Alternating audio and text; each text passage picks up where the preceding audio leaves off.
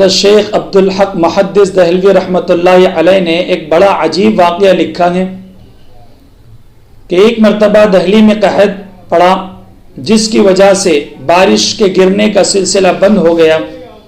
فصلیں تباہ اور برباد ہو گئی، انسان تو انسان، جانور بھی پیاس کے مارے مرنے لگے۔ تو لوگوں نے آپس میں مشورہ کیا اور مشورہ کرنے کے بعد بات یہ طے پائی کہ ہم ایک کھلے میدان میں جا کر نماز استسقاء پڑھیں گے اور پڑھ کر اللہ کے سامنے توبہ کریں گے اور بارش کے گرنے کے لیے اللہ سے دعا کریں گے۔ پورے لوگ مشورے کے بعد جب میدان میں پہنچے اور انہوں نے دعائیں کی، نماز پڑھی اور اللہ سے معافی تلافی کی، لیکن بارش کے کوئی اثرات ظاہر نہ ہونے لگے، کوئی اثرات محسوس نہ ہونے لگے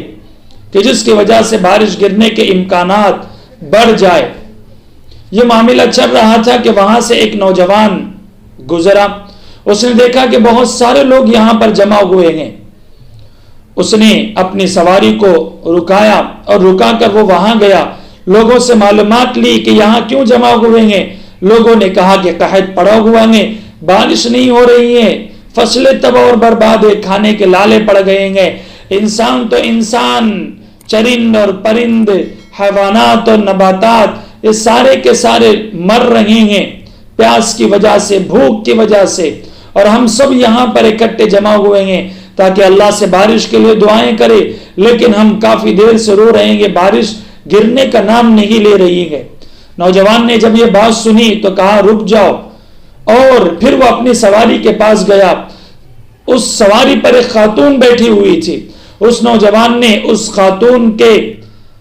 سر پر ڈالی ہوئی، بدن پر ڈالی ہوئی چادر کا کونا پکڑا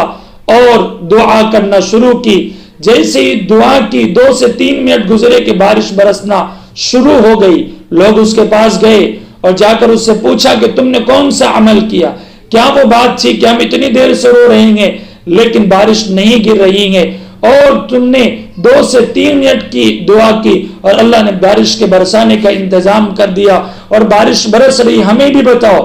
اس نوجوان نے کہا کہ تم جانتے ہو کہ یہ کون ہے؟ یہ سواری پر بیٹھی میری ماں ہے، میں نے تمہاری بات سنی اور فوراً اپنی سواری کے قریب آیا اور ماں کے چادر کا کونا پکڑ کر اللہ سے صرف میں نے اتنا کہا کہ اے رب کریم، میں اس ماں کا بیٹا ہوں جو تقیہ، نقیہ، پارسا، نیک اور عابد اور زاہد اور حیادار ماں ہے۔ جیسے ہی میں نے یہ الفاظ کہے، اللہ نے بارش کا سلسلہ شروع کر دیا۔ یہ واقعہ سننے میں اور پڑھنے میں بڑا مختصر واقعہ لگتا ہے، لیکن اس سے پتہ چلتا ہے کہ جب ماں حیادار ہوتی ہے تو اولاد بھی ایسی حیادار نکلا کرتی ہیں، اور جب اولاد ایسی حیادار ہوتی ہیں تو اللہ کے فیصلے فوراً، اللہ کی رحمتیں فوراً اپنی بندوں پر اور قوموں پر اترا کرتی ہیں۔ اس لیے ماں حیادار ہونا ضروری ہے تاکہ اولاد حیادار ہو، اور جب ماں حیادار ہوگی تو پھر پورا معاشرہ اور پوری سوسائٹی حیادار اور پاک باز اور پاک دامن ہوگی، اور اللہ کی رحمتیں بن مانگے زمین پر آسمان سے اترا کرے گی۔